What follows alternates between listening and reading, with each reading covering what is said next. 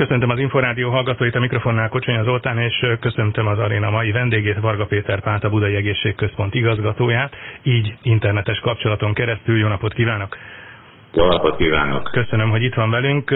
Tegyük hozzá bevezetésképpen, hogy november 10-én kedden délután rögzítjük ezt a beszélgetést, vagyis hát annak a napnak a délutánján, amikor is majd éjféltől meglehetősen szigorú járványügyi szabályok, intézkedések lépnek életbe Magyarországon. Ugye tudjuk, hogy esti éjszakai kijárási tilalom, gyülekezési tilalom, éttermi, szállodai zárlat, rendezvények tilalma és online oktatás a középiskolákban és az egyetemeken. Az egészségügyben dolgozó szakemberként mit vár, vagy mit remél ezektől a lépésektől, vagy ezektől az intézkedésektől? Abszolút üdvözlöm, és azt gondolom, hogy a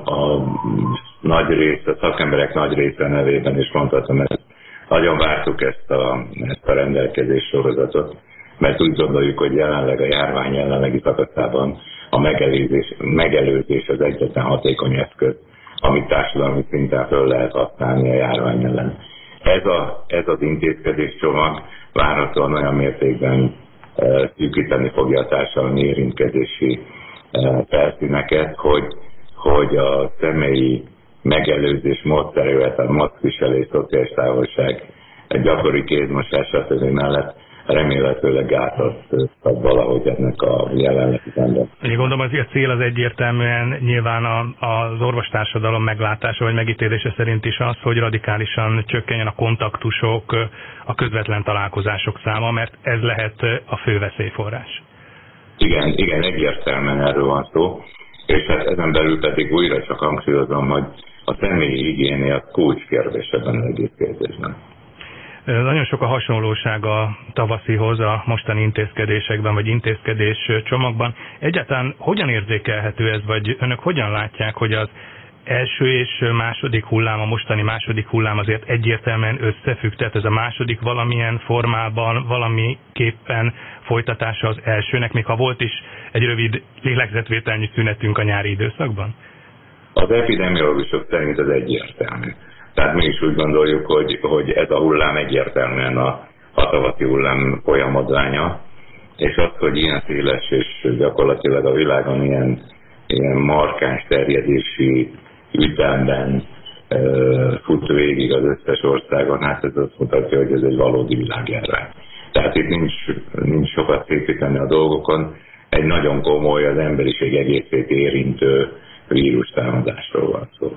Ja, azt tudjuk, hogy napról napra növekvő betegszámról szólnak a hírek, és még nem is nagyon prognosztizálható az sem, hogy is alakul majd ez a járványgörbe, hol lesz a csúcs, vagy hol lesz a plató a járványban.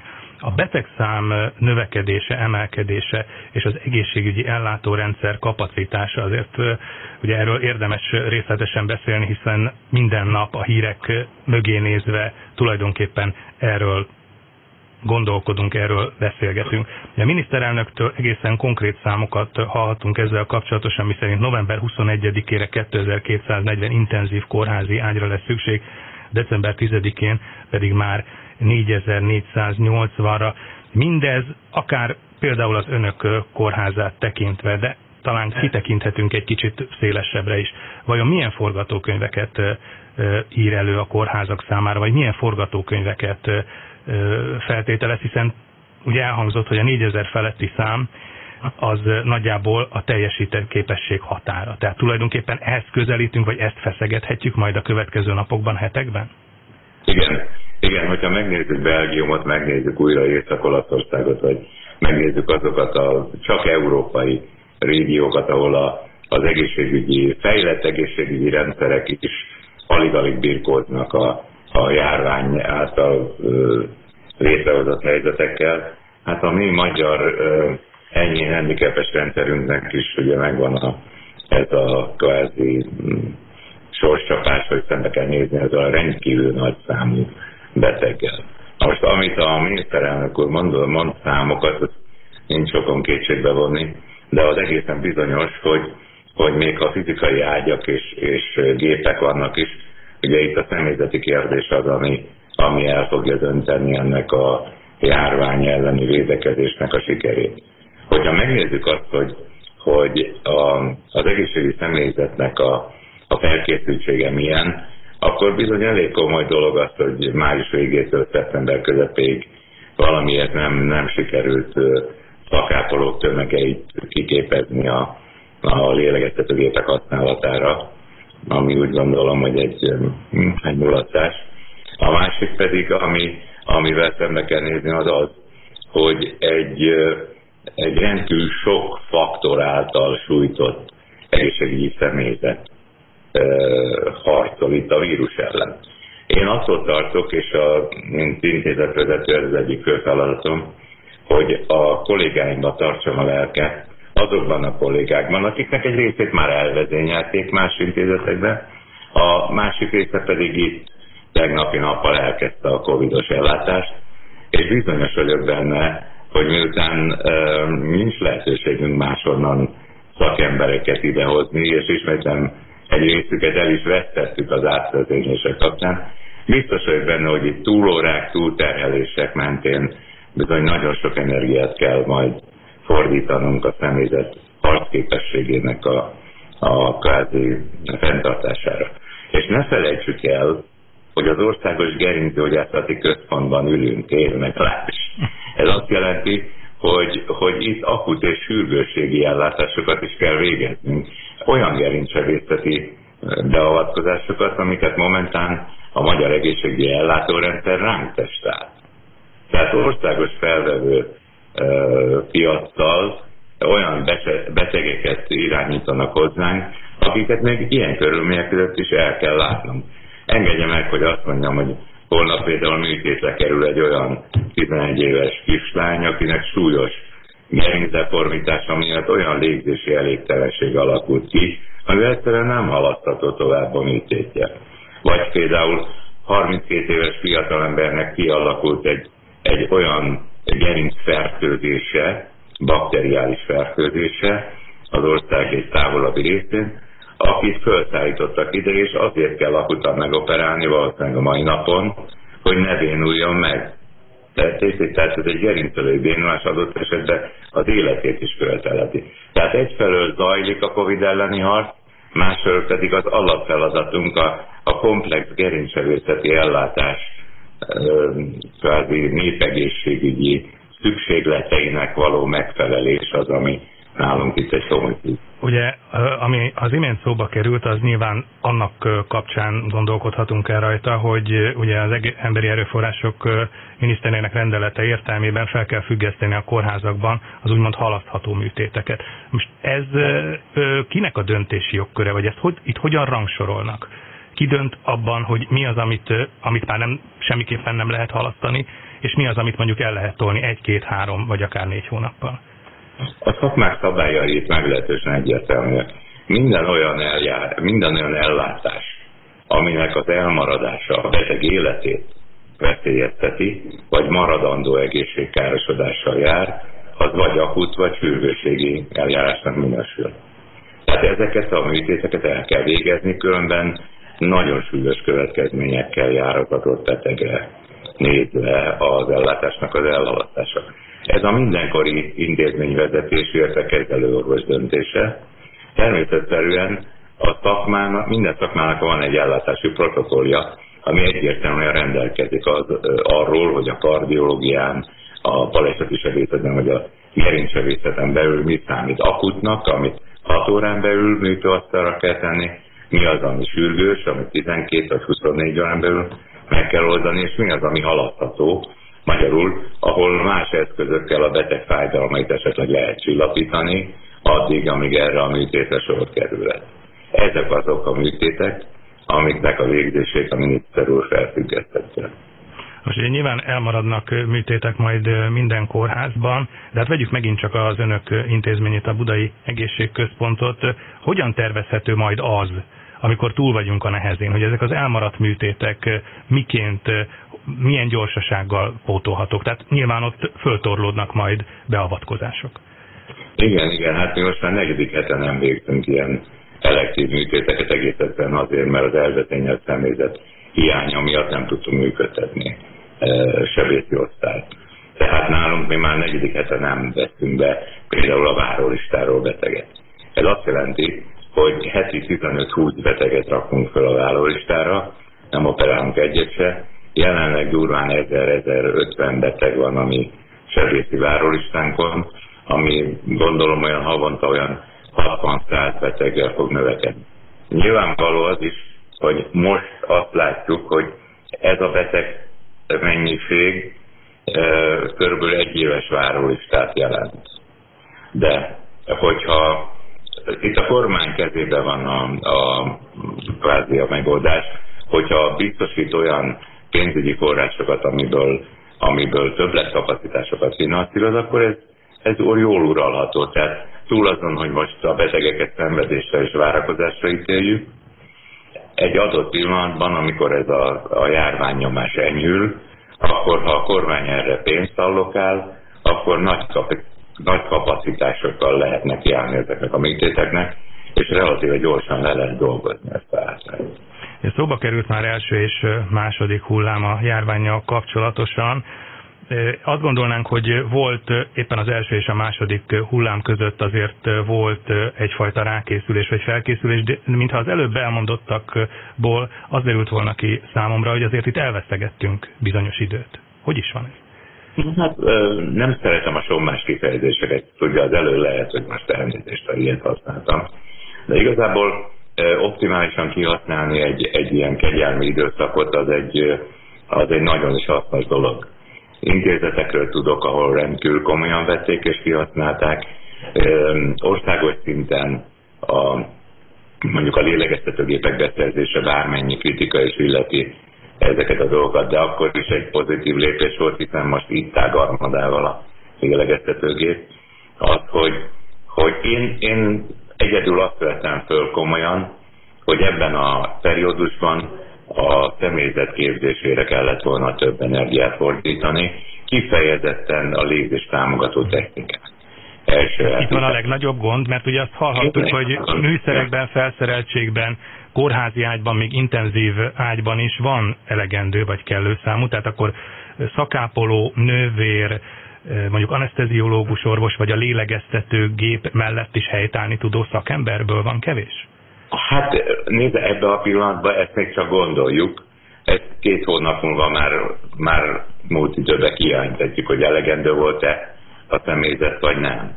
Nem tudom megmondani. Az biztos, hogy az én intézetemben a legkeményebben készültünk erre a periódusra, és nyugodtan mondhatom, hogy a személyzetünk amúgy is magas képzettsége mellett ez igen kiváló készség alakult ki arra, hogy magas szinten lássuk el ezeket a betegeket. Hozzá kell tennem, hogy az intézetünk sebészi tevékenysége okán eleve magas szinten képzett szakápolói garnitúrával rendelkezünk. Ha már itt szóba került a gépi lélegeztetés és a lélegeztetőgép, mi laikusok hát egy kicsit elrettenve gondolunk erre, vagy amit látunk képek alapján, vagy televíziós felvételek alapján, akkor nyilván mindenkinek összeszorul a torka.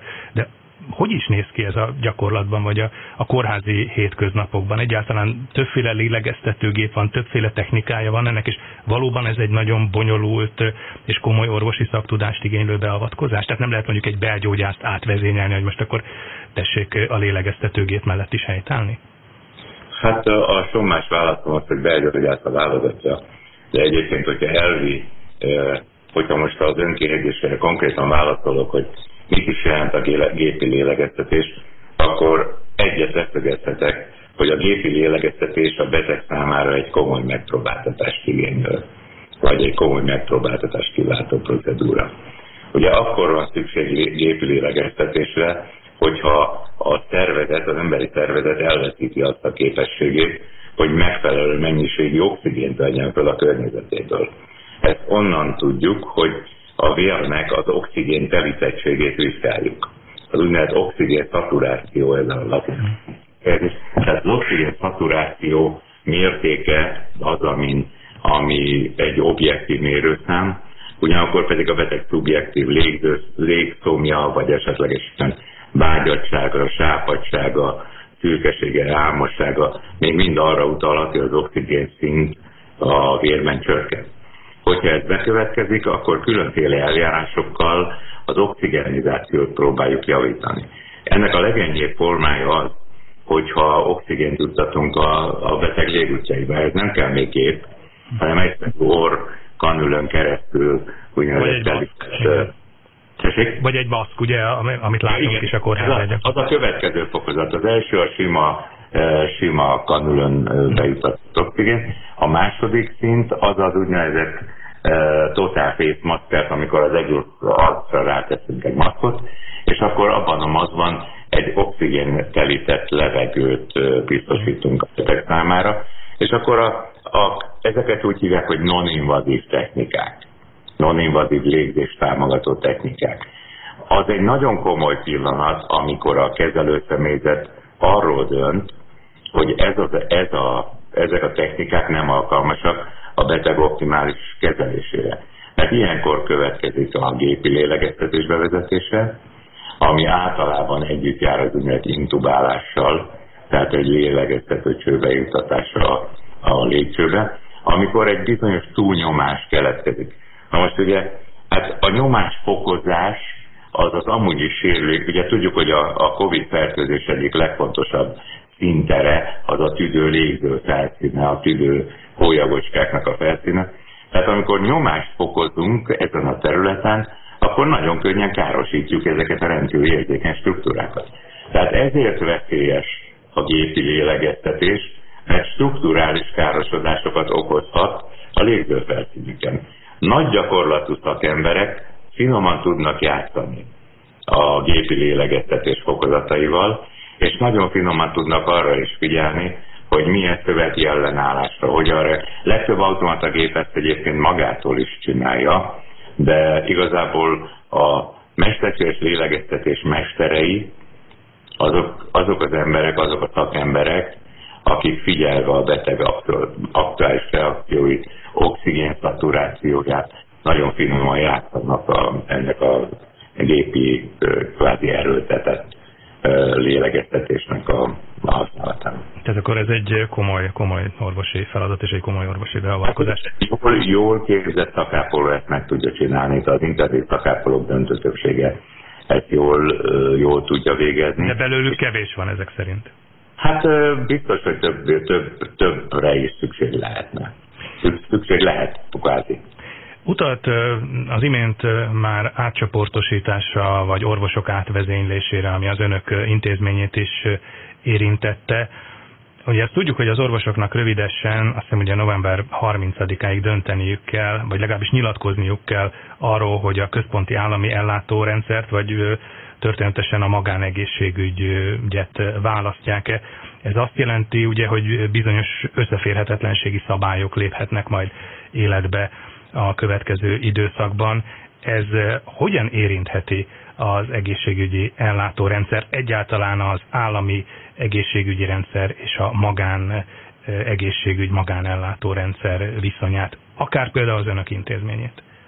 Hát ugye ez a régóta várt törvény, ez ugye nagy meglepetést okozott az orvostársadalomban, mert egyfelől győzelmi ünnep volt, amikor szombati napon ugye az orvosi kamara küldöttsége jelezte, hogy miniszterelnök úr elfogadta a bértáblát, és ugyanakkor a hálapénznek a legkeményebb adminisztratív büntetését és kilátásba érte. Mindenki happy volt. Amikor kiderültek ezek a különféle járulékos elemek, amik ebben az egzisztencia törvényben benne voltak, akkor ugye ott mindenkinek végig kellett gondolni, hogy ez a saját karrierjére milyen, és a saját életcéljaira milyen hatással lett. Azt is világosan látjuk, hogy globálisan az első számú cél az a közfinanszírozott egészségügy működőképességének a fenntartása volt, amikor ez a törvény jött. Az, hogy hol milyen módon lendült ki ez az inga olyan irányba, ami nagyon sok embernek elérte az érzékenység küszöbét, hát ezt talán remélhetőleg a következő hetekben a kormány korrigálja. El tudom képzelni, hogy lesznek, amiket nem korrigálnak, lesznek, amiket korrigálnak, de a józanul gondolkodó ember számára világos, hogy nem lehet olyan feltételrendszert teremteni, ami a Magyarországon jelenleg dolgozó orvosokat elrettenti a közszolgálattól. Tehát az, hogy valaki kap egy olyan fizetést, ami a társadalom szemében egy átlagosnál magasabb fizetés, hát hogy őszinte legyek, azon a legtöbb orvos már túl van. És ha megnézzük azt, hogy az orvos, mint közszolga, mindig is egy ilyen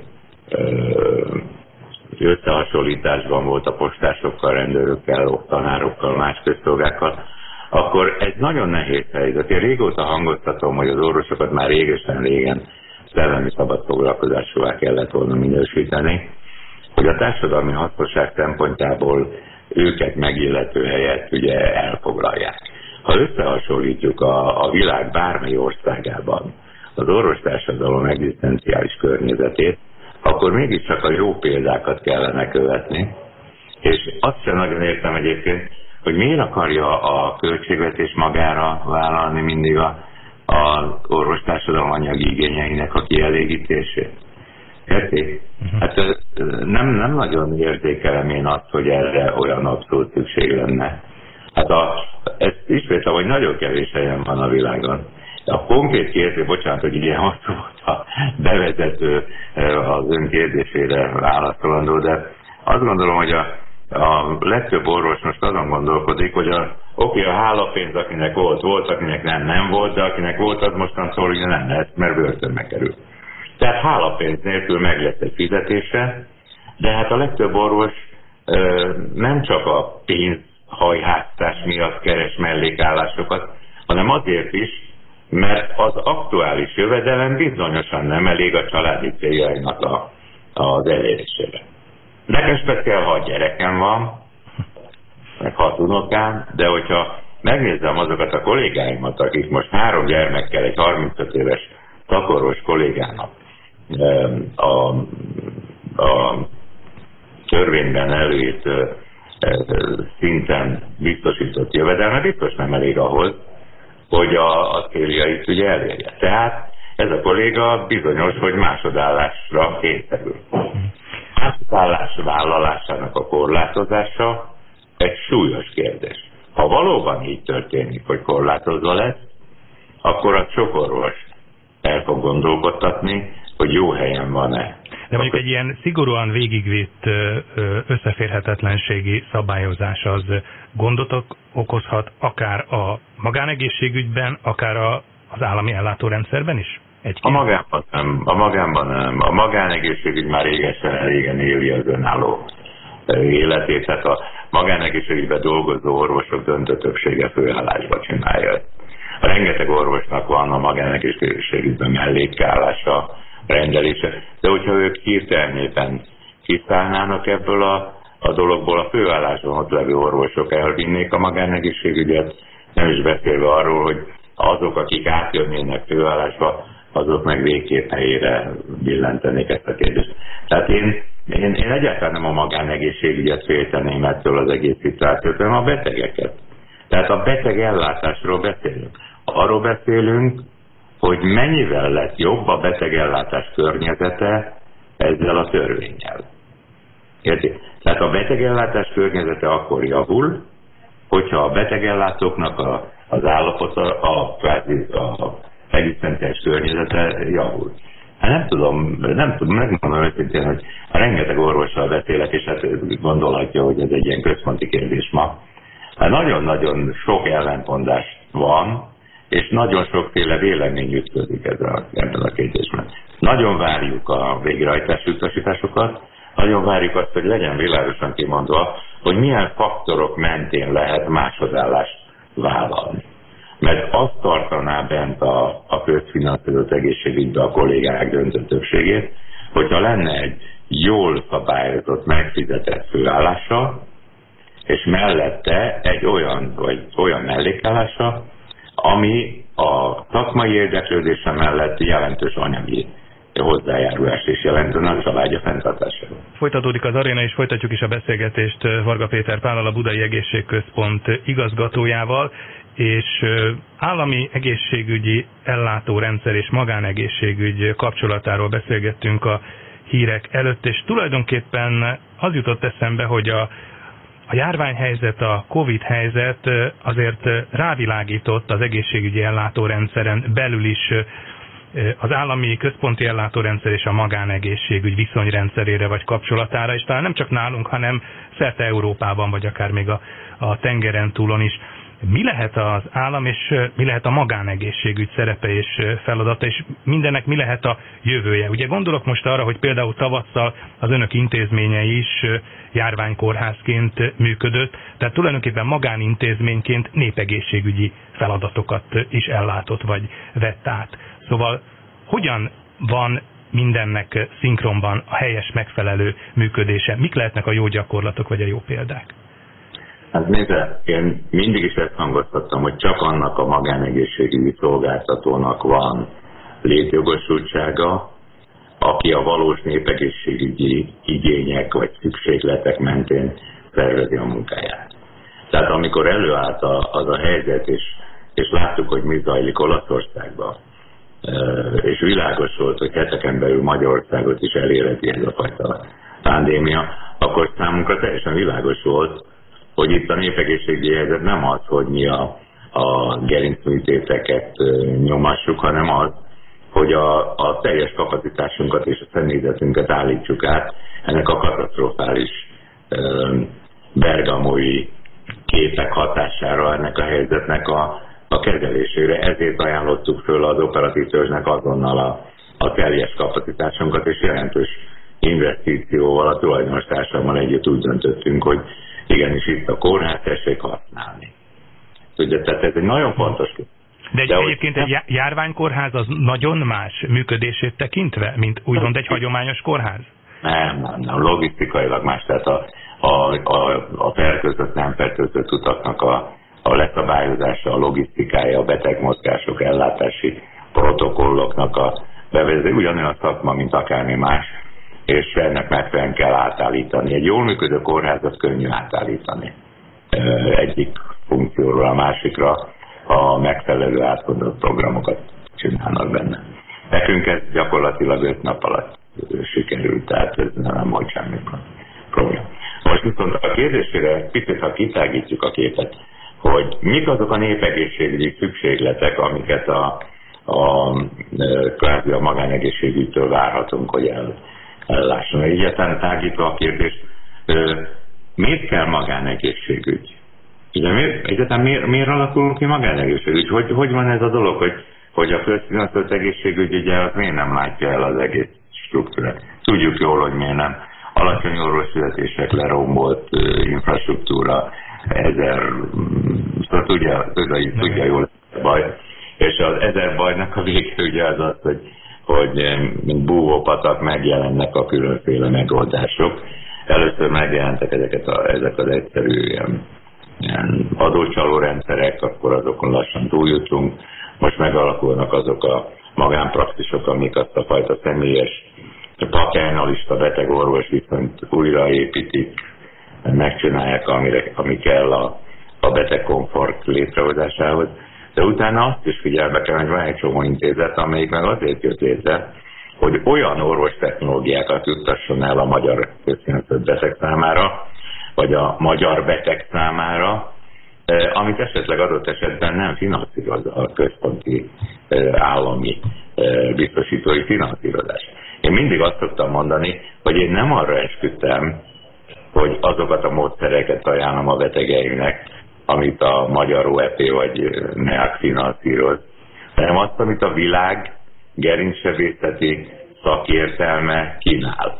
De akkor ez azért felszereltség és műszerezettség kérdése, és nem, és itt nyilván drága orvosi műszerekről, beszerzésekről van szó. És hát ugye említette a magánrendelőket, vagy magánpraxisokat. Ugye ezekből nagyon sok van, ezeknek se szeri, se száma.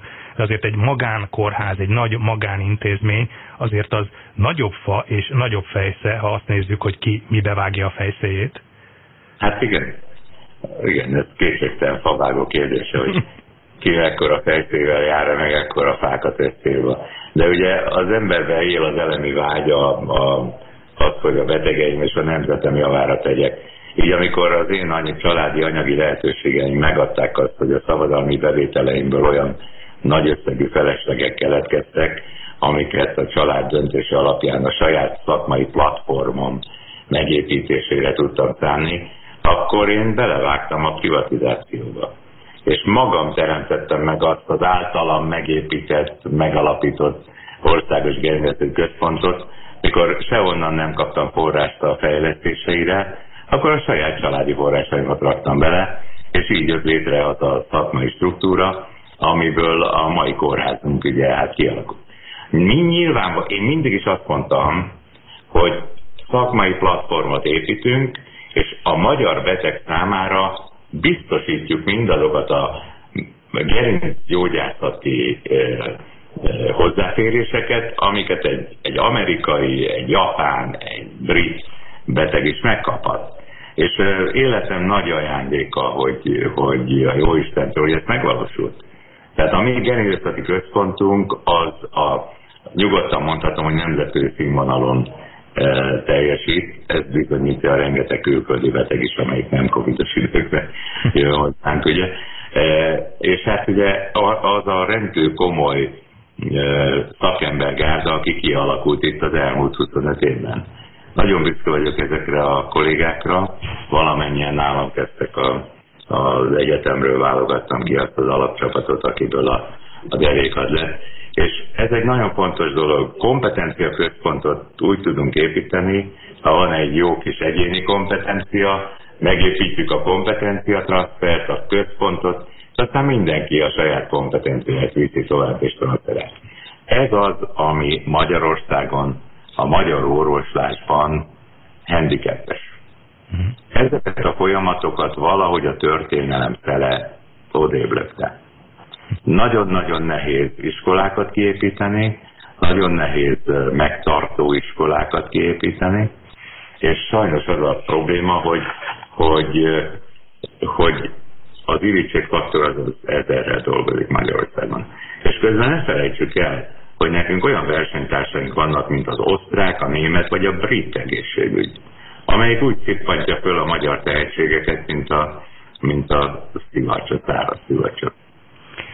Mindehez a magánegészségügy rendszeréhez miként és hogyan kapcsolódnak, vagy kapcsolódhatnak a biztosítók, a magánbiztosítók? Egyáltalán mi a szerepük a magánbiztosítóknak? Kiegészítenek, vagy akár ki is válthatnak? Is. Jelen fázisban a kiegészítésen van a hangsúly. Ugye sajnos a magyar adó törvények nem támogatják a magánbiztosításoknak a térnyerését, és nagyon régóta szó van arról, hogy esetleg egy állami kézben levő második szintű biztosítás is beléphet a piacra, ami a igazán széles körben hozzáférhetővé tehetné az extra forrásokat. Tehát, hogy ne csak költségvetési, meg ne csak alapforrások legyenek, hanem legyen olyan extra forrás, amiből különféle kvázi extra szolgáltatásokat is meg lehessen venni. Ma már nem luxus szolgáltatás egy külön szoba. Hát gondoljon bele, hogy hány embernél van olyan pszichés betegség, ami nem tolerálja egy 3 szobás elhelyezést. Jó eset a 3 ágyas elhelyezés, az még egy jó eset. Hát ez egy szükséglet. Tehát ez egy valódi szükséglet. Hát az ő gyógyulását nem garantálja egy 3 ágyas szobába való elhelyezés. Ellenkezőleg a mentális állapota annyit romlik, hogy még egy optimálisan elvégzett gerinctünkét mellett is pszichés roncsként kerül ki a kórházból. Vagy gondoljunk arra, amikor egy kombinált helyzet áll elő, egy szakintézetben egészen más betegséggel is rendelkező beteg kerül. Tehát mondjuk valaki bekerül X betegséggel az X szakmai központba, és közben van még egy Y betegsége is. Hát ez Magyarországon nagyon komoly probléma a közfinanszírozott rendszerben. A magánkórházakban ezt jóval flexibilisebben lehet megoldani. És most jön a nagyon fontos dolog. Miért kell nekünk a kiegészítő, vagy kvázi a második szintű biztosítás? Hát azért, mert ugye ezeket az igényeket jelenleg a közfinanszírozás nem tudja kielégíteni. Na most az, hogy szervezett csatornákon keresztül forrásépítés történjen, ezt szerintem az államnak támogatni kellene. Az, hogy sokan mondogatják, hogy ugye hát az üzleti biztosítók elviszik a pénzt, meg a külföldi tulajdonosnak. Miért nem csinálunk akkor egy állami kézbe levő második szintű biztosítást? Hát ez, bocsánat, azt, hogy az üzleti biztosítók bevállalják ennek a kockázatát, ez tény.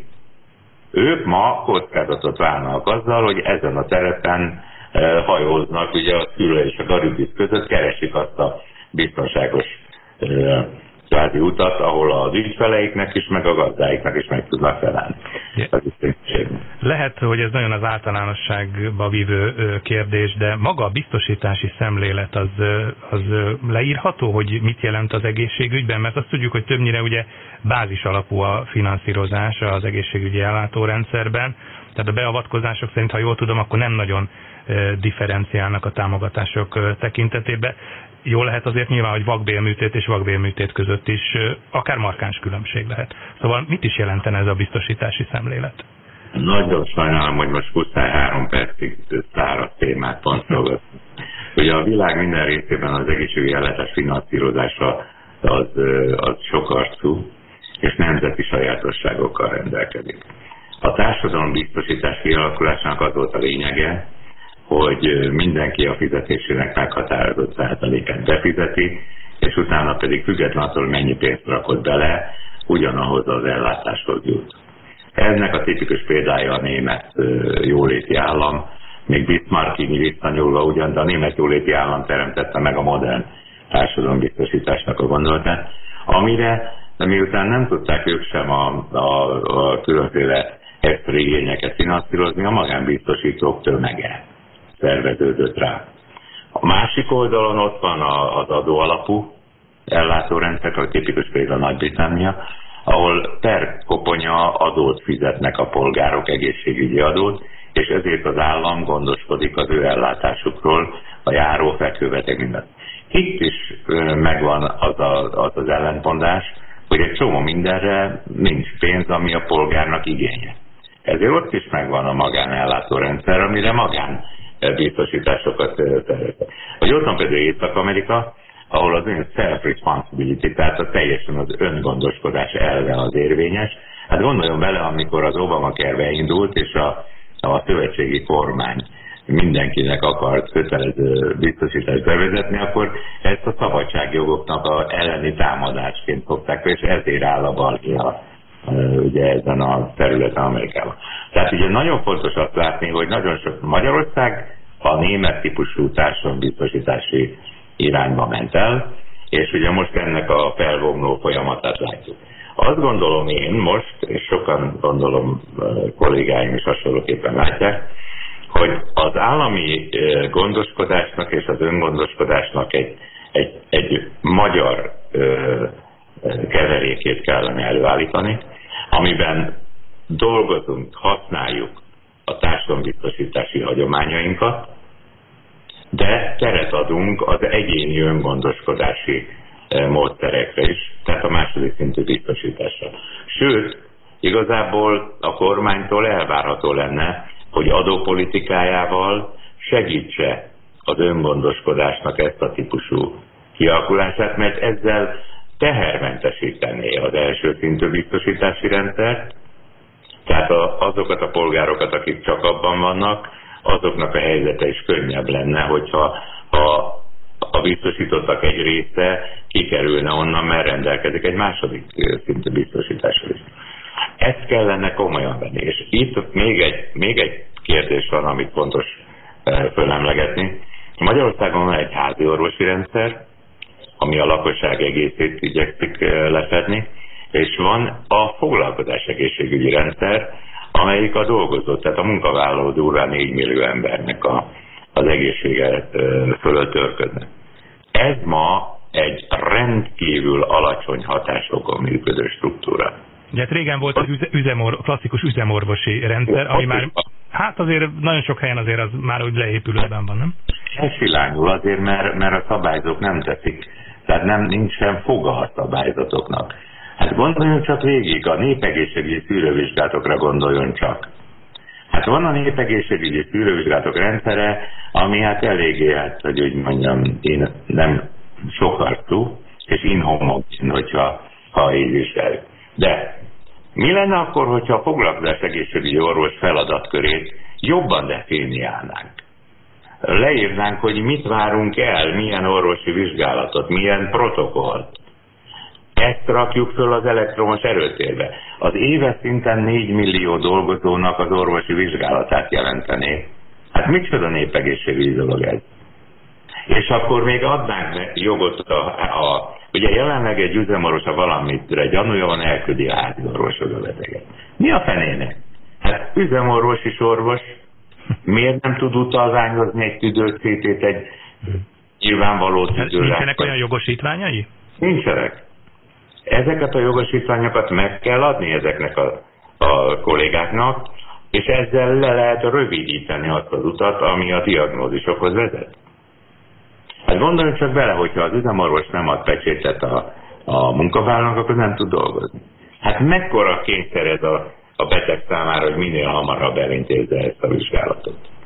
Más kérdés, hogy vajon az állami ellátórendszer önmagában alkalmas erre. És akkor most jön a válaszom a jóval korábban föltett kérdésére, hogy mi van a magánban. Hát itt vannak a magánellátók, hát itt van az a rengeteg TT, MR, szakértelem kapacitás, amelyik ezeket így földolgozná. A népegészségügyi szűrővizsgálatok a magánellátók bevonása nélkül nem végezhetők el.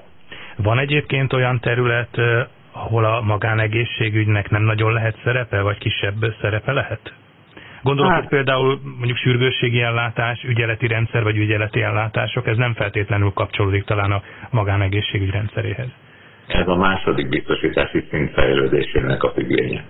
Hogyha mi például kórházat építünk, most tervezzük az új kórházunkat, egyértelműen a sürgősségi ellátások irányába fejlesztünk. Ugye az ügyeleti rendszer, az állam a sürgősségi ellátást megtervezi, az ügyeleti rendszer erről szól. De én már tudok 2 olyan biztosítót, üzleti biztosítót, aki ilyen terméket készít elő a piacra. Térjünk még vissza a beszélgetés végéhez közeledve egy kicsit a járványhelyzethez. Szóba került már érintőlegesen az is, hogy egy miniszteri rendelet szól arról, hogy az összes ágy 40%-át Covid betegek ellátására kell biztosítani, további 7%-ot pedig lélegeztetésre alkalmas ágyként kell hozzáférhetővé tenni. A fekvőbeteg intézeteknél mit is jelenthet ez? Egyáltalán most, ugye említette, hogy egy osztály önöknél is Covid betegeket lát el. Mennyiben mások itt most a betegutak? Egyáltalán, hogyha ott bekerül egy beteg, annak a szűrése hogyan zajlik, vagy egyáltalán folyamatosan tudják ezt biztosítani, hogy például izoláljanak olyan beteget, akiről kiderül időközben, hogy koronavírus fertőzött? Igen, hát eleve ugye olyan betegeket vettünk csak föl, akit a mentő igazolt koronavírus betegséggel hoz be. Tehát így eleve a beteg úgy leegyszerűsödik, mert így direkten hozzá a Covid osztályra kerül a beteg, és ott már eleve a kórház többi részétől izoláltan kerül fel az ellátására. Ugyanakkor viszont a személyzeti ellátottsága, ahogy nő ez a beteg létszám, nyilvánvalóan személyzetet a nem covidos osztályokról kell elvonnunk. Tehát ugye érzi, ez egy komoly balancjáték, és attól tartok, ahogy eszkalálódik a járvány, egyre kevesebb kapacitás marad az alapfunkciónkra, a gerinccsövészeti akut és sürgősségi ellátásra, de egyébként pedig nem látok semmi akadályát, nem látom akadályát annak, hogy bármelyik kórház álljon bármekkora kapacitással ilyen jellegű ellátásra. Nyilván most minden arról szól, hogy nagyon várjuk a lehetséges oltóanyagot, a vakcinát vagy az oltást, tehát közben azért zajlanak gyógyszerfejlesztések is, ami kétségkívül lassabb, hosszabb folyamat lehet, sőt, hát vannak olyan vélemények is, miszerint lehet, hogy zsákutca is, mert azért nagyon sokféle út lehet itt. Ugye egyrészt lehet az, hogy már meglévő gyógyszereket, hatóanyagot úgymond újra gondolnak, illetve hát megpróbálnak esetleg újonnan szintetizált vegyületeket előállítani. Mindkét oldal a szakemberek szerint azért hosszas folyamat. Minden esetre most a gyógyszeres Covid kezelésről mi mondható el például az önök intézményében? Ez hogyan néz ki? Hát ugye itt a Covid kezelésnek kialakult egyfajta hazai protokollja, ami azt jelenti, hogy az enyhe lefolyású klinikai tüneteket nem produkáló covidos beteget nem kezelünk, hanem csak a megelőzését támogatjuk, tehát különféle vitaminokat, különféle, tehát az immunrendszer erősítése zajlik. Azoknál a betegeknél, ahol különféle tünetek állnak elő, tehát ott, ahol az úgynevezett enyhe betegségfázis, tehát a tünetmentes az a legalacsonyabb betegségfázis, és az enyhe lefolyású betegségnél, ahol alacsony láz, köhögés, de már tüdőgyulladás jele is kialakulnak, ott ebben a pillanatban a favipiravir nevű gyógyszernek a használata a magyar protokoll. Ugye ez egy influenza ellenes szer, ugye egy japán. Igen. Tehát egy olyan vírus ellenes szer, az influenza vírus ellen indult a karrierje, amit jó eredménnyel használtak, és gyakorlatilag ma kimondhatjuk, hogy ez tekinthető az enyhe lefolyású betegségeknek az első számú antivirális kezelésének. A következő fokozat az, amikor már a középsúlyos betegségekről beszélünk, ugye a remdesivir, amiről sok olvasunk, meg hallunk, hogy hatékony, nem hatékony, gyártjuk, nem gyártjuk. Hát ugye a napi sajtó itt naponta tömegével loncsa az információkat, vagy igaz, vagy nem. Nem tudjuk, hogy mi, de az kétségtelen, hogy a remdesivirrel is Magyarországon komoly klinikai kipróbálás zajlik, és azt hiszem, hogy azok a kollégák, akik ebben részt vesznek, nagyon precízen tárják a szakma elé. Hát ahogy látom, a tömegkommunikáció elé is az eredményeket, és hát ez a gyógyszer is elérhető. Tehát én azt hiszem, hogy ilyen probléma nem lesz. Tehát ezeknek a gyógyszereknek a mennyisége elegendő ma Magyarországon, és az utánpótlási vonalak is biztosítottak a tömeges kezelésre. Hogy az új gyógyszereket, amik most még egyelőre a homályban, tehát a hátsó udvarokba fortyognak, azok hogy kerülnek be, az kérdés. Azt nem tudjuk. Mint ahogy azt se tudjuk, hogy a vakcináció mikor fog eljutni arra a szintre, hogy Magyarországon tömegesen lehet hatékony vakcinához jutni. Ezek azok a folyamatok, amik a mai pandémiának a legfontosabb kérdései. Nyilvánvaló, hogy a gyógyszerfejlesztések, vakcinafejlesztések óriási pénzt visznek el, nagyon nagy társadalmi figyelmet követelnek és kapnak is, és vannak bennük zsákutcák. Ez a dolog jellegéből adódik. Az elmúlt órában Varga Péter Pál, a Budai Egészségközpont igazgatója volt a vendégünk itt az arénában. Köszönöm a beszélgetést, a műsor elkészítésében Módos Márton főszerkesztő vett részt, én Kocsonya Zoltán voltam. Viszonthallásra, köszönöm szépen.